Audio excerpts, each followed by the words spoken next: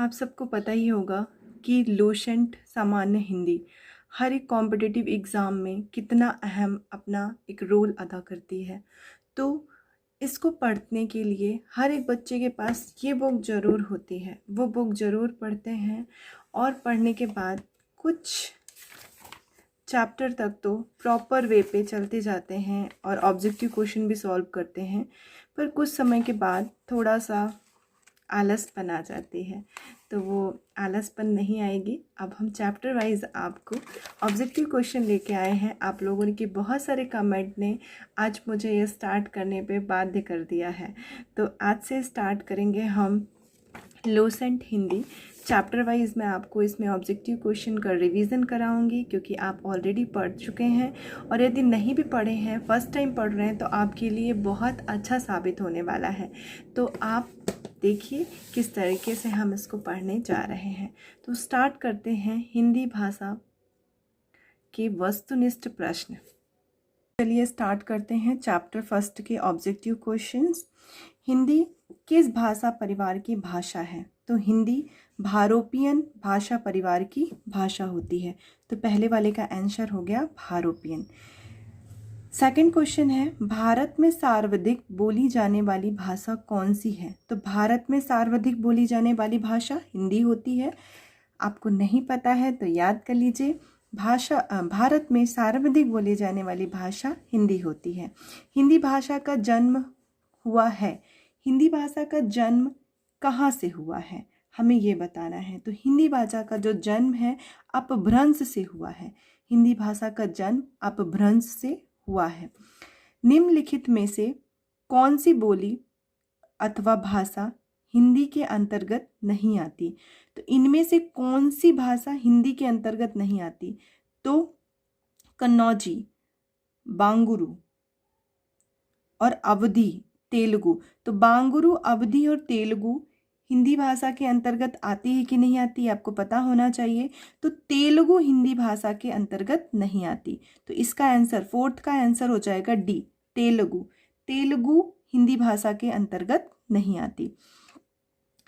हिंदी की विशिष्ट बोली ब्रजभाषा किस रूप में सबसे अधिक प्रसिद्ध है? तो हिंदी की जो विशिष्ट बोली होती है ब्रजभाषा, वो राजभाषा के रूप में नहीं, तकनीकी भाषा के रूप में नहीं, राष्ट्रभाषा के रूप में नहीं, तो ये काव्य भाषा के रूप में सबसे अधिक प्रसिद्ध है। तो आप लोगों को याद होना चाहिए कि हिंदी की विशिष्ट बोली जो ब्रज भाषा है वो किस रूप में सर्वाधिक प्रसिद्ध है? तो वो काव्य भाषा के रूप में सर्वाधिक प्रसिद्ध है। अब हम नीचे की तरफ ना जाके 12 ये वाले भी क्वेश्चन कर लेते हैं 16 तक। तो अधिकतर भारतीय भाषाओं का विकास किस लीप से हुआ है? जो अधिकतर भारतीय भाषाओं का विकास है वो किस लीप से हुआ है? तो ये ना तो शारदा लीप से हुआ है, ना तो कुटिल लीप से हुआ है, ये ब्राह्मी लीप से हुआ है। तो आप लोगों को पता होना चाहिए कि अधिकतर भारतीय भाषाओं का जो विकास है वो ब्राह्मी लीप से हुआ है। हिंदी भाषा किस लीप में लिखी जाती है? तो हिंदी भाषा गुरुमुखी में नहीं लिखी जाती, ब्राह्मी में नहीं लिखी जाती, ये देवनागरी में लिखी जाती है। तो इसका आंसर हो जाएगा देवनागरी लिपि में लिखी जाती है। वर्तमान हिंदी का प्रचलित रूप है। वर्तमान हिंदी का प्रचलित रूप है। तो प्रचलित रूप में हिंदी किस भाषा में बोली जाती है, किस रूप में है? तो ये खड़ी बोली में बोली जाती है। हम खड़ी बोली की भाषा बोलते हैं। तो वर्तमान में हिंदी का जो प्रचलित रूप है वो खड़ी बोली है। फिर आते हैं 15 नंबर का क्वेश्चन है, हिंदी भाषा की बोलियों के वर्गीकरण के आधार पर छत्तीसगढ़ी बोली है। छत्तीसगढ़ में किस प्रकार की बोली जाती है? तो देखिए, भाषा को इस तरीके से बांट दिया गया है, पूर्वी हिंदी भाषा, पश्चिमी, राजस्थानी और पहाड़ी। तो यहाँ पे जो छत्तीसगढ़ है वो पूर्वी हिंदी भाषा के रूप में बोला जाता है। तो वहाँ पे जो बोलियों का वर्गीकरण है तो छत्तीसगढ़ में पूर्वी हिंदी के रूप में बोला जाता है। फिर हम आते हैं 16 नंबर का क्वेश्चन है, निम्नलिखित में से कौन सी पश्चिमी हिंदी बोली नहीं है? तो पश्चिमी हिंदी बोली कौन सी नहीं है? तो बघेली नहीं है, बुदेली है, ब्रज है और कन्नौजी है। तो बघेली जो है वो पश्चिम में नहीं बोली जाती है। तो आते हैं अगले क्वेश्चंस की ओर। क्वेश्चन नंबर 6, भारतवर्ष में हिंदी को आप किस वर्ग में रखेंगे? तो इसे हम किस वर्ग में रखेंगे? राष्ट्रभाषा के वर्ग में, तकनीकी भाषा के वर्ग में, विभाषा के वर्ग में कि राजभाषा के वर्ग में? तो भारतवर्ष में हिंदी को हम राजभाषा के वर्ग में रखेंगे। रुढ़री बोली कहाँ की बोली है? तो ये पूर्वी राजस्थान की बोली है। आपको याद होना चाहिए, रुढ़री बोली पूर्वी राजस्थान की बोली है। ब्रजबुली के नाम से जानी जाती है। तो ब्रजबुली पुरानी जो बंगला थी, मतलब पुरानी बंगला थी, उसको ब्रजबुली के नाम से जाना जाता था। नेक्स्ट क्वेश्चन है, निम्नलिखित में से कौन सी भाषा देवनागरी लिपि में लिखी जाती है? तो देवनागरी लिपि में कौन सी भाषा लिखी जाती है? तो ये गुजराती लिखी जाती है क्या? नहीं लिखी जाती। उड़िया नहीं लिखी जाती। सिंधी नहीं लिखी जाती। तो मराठी लिखी जाती है देवनागरी लिपि में। ठीक है। भारतीय संविधान में किन अनुच्छेदों में राजभाषा संबंधी प्रावधानों का उल्लेख है?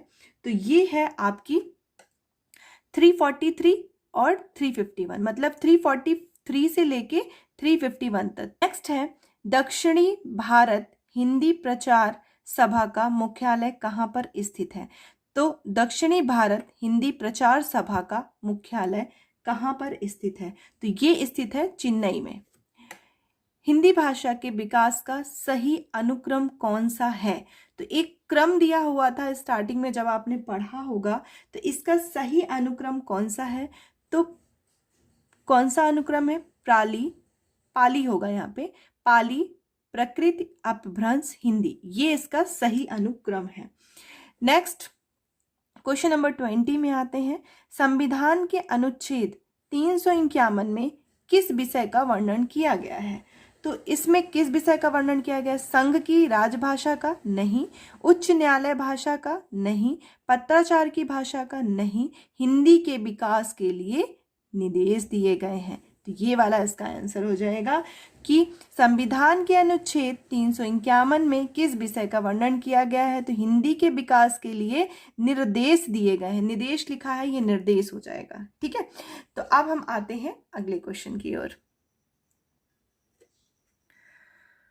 ब्रज भाषा है, ब्रज भाषा पूर्वी हिंदी भाषा है, पश्चिमी हिंदी भाषा है, बिहारी भाषा है कि पहाड़ी हिंदी भाषा है? तो ये पश्चिमी हिंदी भाषा है। तो ब्रज भाषा आपसे कोई पूछे कि किस कहाँ की भाषा है, तो ये है पश्चिमी हिंदी भाषा। ब्रज भाषा पश्चिमी हिंदी भाषा है।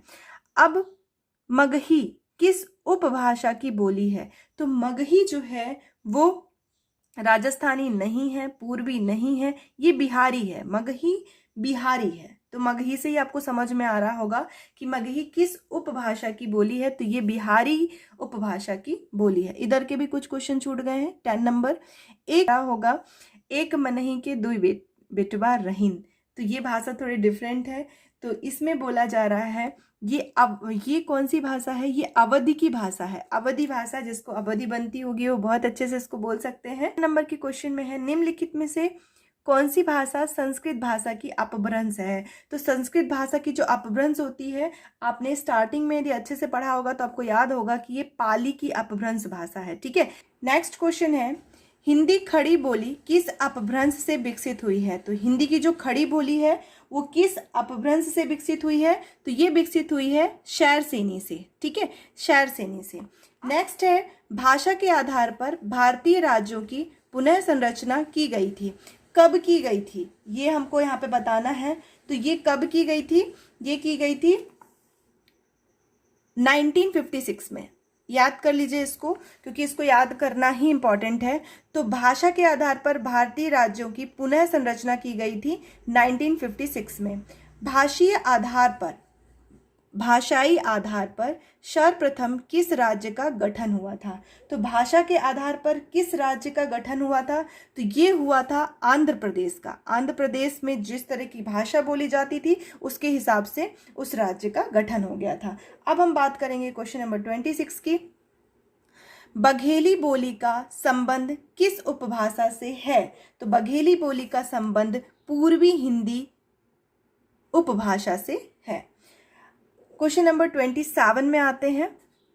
तो क्वेश्चन नंबर 27 है, किस तिथि को हिंदी को राजभाषा बनाने का निर्णय लिया गया? किस तिथि को हिंदी को राजभाषा बनाने का, बहुत ही ज़्यादा इंपॉर्टेंट क्वेश्चन है, ये कई बार पूछा जा चुका है। तो ये 14 सितंबर 1949 को हिंदी को राजभाषा बनाने का निर्णय लिया गया था। तो इसी दिन हिंदी को राजभाषा बनाया गया था। क्वेश्चन नंबर 28 है, वर्ष 1955 में ईस्वी में संगठित प्रथम राजभाषा आयोग के अध्यक्ष कौन थे? तो 1955 में कौन थे इसके अध्यक्ष? तो ये थे बीजी खरे। ये कौन थे? बीजी खरे। भारतीय संविधान की 8वीं अनुसूची में शामिल भाषाओं की संख्या। तो 8वीं अनुसूची में 22 भाषाएं शामिल हैं, ये आपको बिल्कुल अच्छे से याद होना चाहिए। तो question number 27 very important, 29 also important. Okay, number 30, Hindi की आदि जननी है। हिंदी की जो आदि जननी है वो कौन सी है? तो हिंदी की आदि जननी है आपकी संस्कृत। तो हिंदी की उत्पत्ति संस्कृत से ही हुई है। 8वां विश्व हिंदी सम्मेलन 2007 का आयोजन स्थल, मतलब 8वां विश्व हिंदी सम्मेलन जो 2007 में हुआ था वो कहाँ हुआ था, उसकी जगह का नाम बताना है। तो ये हुआ था न्यूयॉर्क में। आपको याद होना चाहिए ये न्यूयॉर्क में हुआ था। और यहाँ पे आपसे पूछा जाए कि 8वां विश्व हिंदी सम्मेलन कब हुआ था, तो 2007 में हुआ था। इसी क्वेश्चन से दूसरा भी क्वेश्चन निकल के आ रहा है। 32 नंबर, निम्नलिखित में से कौन सा भारोपियन परिवार की भाषा नहीं है? तो भारोपियन परिवार की कौन सी भाषा नहीं है? तो मराठी, गुजराती ये है, हिंदी भी है, तो मलयालम नहीं है। ठीक है, तो इसका आंसर हो जाएगा मलयालम।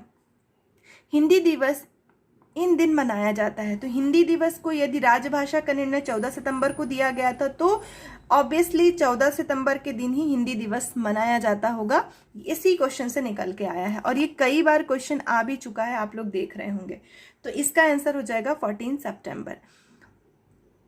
विकास की दृष्टि से प्रकृति की पूर्वकालीन अवस्था का नाम क्या है? पूर्वकालीन अवस्था कौन सी है? ये है आपकी पाली। ओके, तो पश्चिमी हिंदी की 2 बोलियां, मतलब हिंदी पश्चिम में जो हिंदी बोली जाती है उसकी 2 जो बोलियां हैं वो कौन कौन सी हैं, एक साथ उनका युग्म दिया गया है। तो खड़ी बोली बोली जाती है वहां और बुंदेली बोली जाती है। ठीक है, फिर खड़ी बोली और बुंदेली। अब आते हैं क्वेश्चन नंबर 36 में, मगधी अपभ्रंश से विकसित जो बोली है वो कौन सी है? तो वो है आपकी बघेली। ठीक है, देवनागरी लिपि का सही विकास क्रम। तो देवनागरी लिपि का एक विकास क्रम हुआ था, तो ये विकास क्रम कौन सा है? तो सबसे पहले कौन सी आई थी आपको ये याद रखना है। तो सबसे पहले मेरे हिसाब से ब्रह्मी लिपि आई थी, उसके बाद गुप्त लिपि आई थी, फिर नागरी लिपि आई थी, फिर देवनागरी लिपि आई थी। तो हमारा जो आंसर होगा वो सी होगा। ओके, तो ये चैप्टर 1 के ऑब्जेक्टिव क्वेश्चंस कंप्लीट होते हैं। नेक्स्ट के लिए हम नेक्स्ट वीडियो लेके आएंगे बहुत जल्दी। तो आपको यदि पसंद आए तो लाइक सब्सक्राइब जरूर करके जाइएगा। तो ठीक है, मिलते हैं नेक्स्ट वीडियो में। Okay, thank you all.